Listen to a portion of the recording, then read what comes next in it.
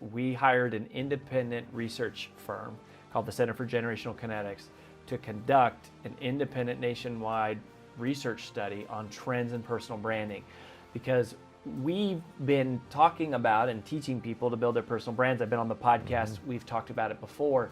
Personal branding has been this emerging like space, right? Of online business, influencers, social media, all this stuff that's been really fun and exciting. But we really wanted to look at what are the actual long-term impacts and what are the trends pointing to from a data-driven perspective. And is personal branding just a thing that affects like a subgroup of entrepreneurs and like this small culture? Or is it becoming bigger than that? And is it becoming more ubiquitous, meaning it applying to everybody? And so that's what we set out to study. And how many people were part of this study? Well, so it's a statistically valid sample that's weighted to the U.S. Census. Got it. So it has a plus or minus, I think it's like a plus or minus 3% margin of error. So it's like a completely empirically validated, it's the kind of study you'll hear people talk about on CNN and all that stuff. Cool. So whatever the sample size is, that they have to get, it's just more than 1,000 people. The summary is there's 3 main things that the data points very clearly to, okay? Number 1, personal branding is the future. There are large discrepancies by generation in how personal branding affects their hiring, buying decisions, their trust decisions, which we will talk about. The second big thing is that personal branding is highly profitable. Not just for your influencer and their brand deals or your online marketer friend or your coach. Brand Builders Group, we work with, historically we worked with a lot of people like me and you that were authors and speaker types, which is just the world we came from. But more and more we've seen this kind of expanding group of clients, and that's part of why we wanted to study this. Employees to CEOs and executives and everyone in between, not just Instagram influencer. Yeah, not, and I think it's like when you hear personal branding, people often think, your mind kind of goes to the influencer, right? Kind of the lifestyle influencer. They're maybe doing brand deals, sharing products, or things like that, doing sponsorships, or towards the more like thought leader expert category, which is more of what I personally speaker, writer, coach, consultant. But what personal branding really is, and what we're starting to see clearly, is that personal branding is simply the digitization of reputation. Yes. The digitization of reputation. So people like you, Gary Vaynerchuk, like there's this whole group of people who saw early to go, well, I'm not exactly sure what this is, but I know it's huge. The social media. Social media. It's not just a fad. Content, social media, online writing, blogs, videos, anything online is a part of it. Yes. But I think, so this emerging area was like, oh yeah, there's this new, you were on the cover of Success Magazine as one of the new thought leaders, as was Gary and several other online influencers. And that's kind of the term, is influencers. But personal branding is becoming bigger than that. It is not just online influencer. It is reputation, which is a concept that's been around for decades, right? The average person goes, yeah, I have social media for friends, but they're not really recognizing that, oh, this is how I'm getting my jobs. This is how I'm going to get paid. This is if I'm going to get promoted. So it's not about having 1 million followers. It's about the reputation you have with the followers you have. Yeah, and in your space and in your industry. So for example, right? So I've got some of this data points here pulled up so that I don't misquote them, right?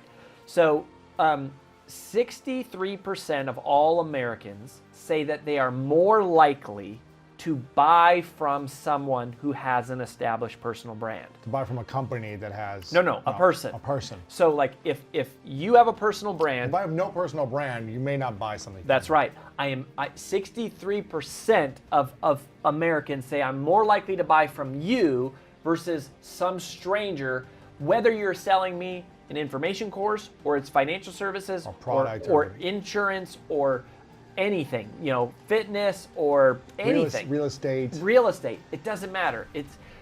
We trust people who have this thing called a personal brand. But here's the part about when we said it's the future.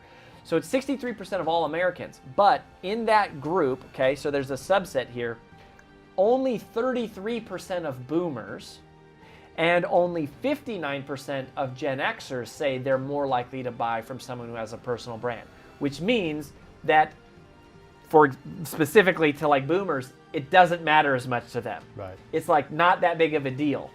But if you strip them out, 76% of millennials actually are more likely to buy from someone who has an established personal brand. So this points to an inevitable trend that is saying that the older generations have viewed personal branding as like a fad, a thing that kids do, digital online influencers, this thing I don't really understand. But the future is here. So older millennials are ages 35 to 44. These are the people with all the buying power, making all the decisions, taking over the boardrooms, scaling the companies, building the communities. Raising money, building companies, all that stuff, yeah. All that stuff. And specifically to millennials, this stuff influences everything. I said there were three main findings. Yes. One, this is the future. Two, it's highly profitable. Here's the third one. It's a trust accelerator. A personal brand is a trust accelerator. And that is, you go, how do you build trust? Okay, first of all, we trust people that we see, right? That's why we trust celebrities, which is really funny because like movie stars, we don't even know their real name. We don't even know who they are in real life, but we trust them because we see them. Crazy. Right? So we trust people we see. And we see them on TV. On TV. Or on a video. Pretending to be someone they're not. Right. Even if they're credible in real life or not, we just trust them. Because we see them.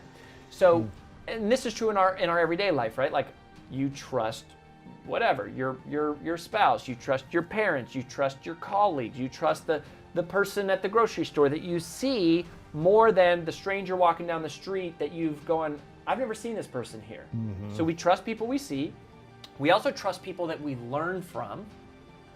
And we trust people who entertain us.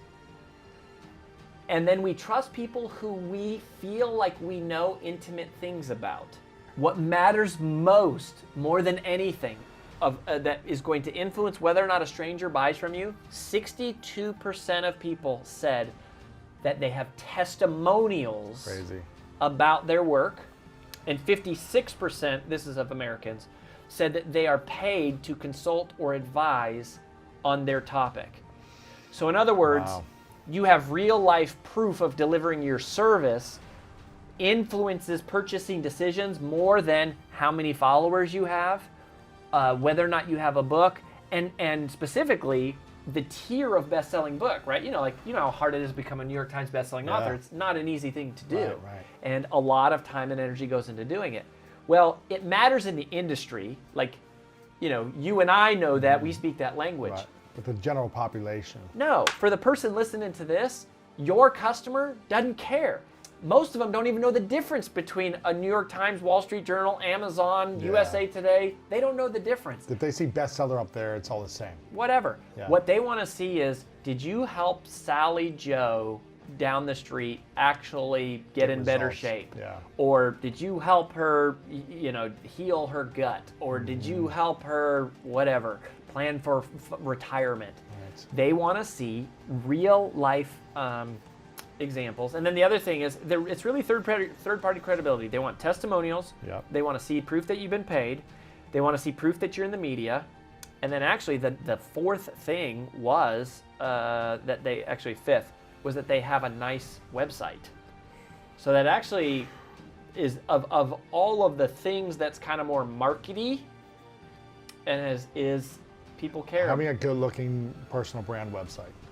Is important. Mobile friendly, loads quickly. And functional, not clunky. But the number of followers you have doesn't matter. Doesn't matter as much as you would think. So having 1 million followers isn't the most important thing. It's a factor, but it may help you drive traffic somewhere, but it may not be the reason people buy. Even older millennials, only 20% of them say, if someone has a lot of followers, that's influential to me. And here's the thing too.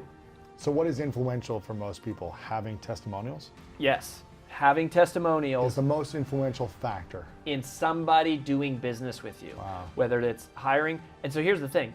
When you say, having an established personal brand is more likely to get you hired.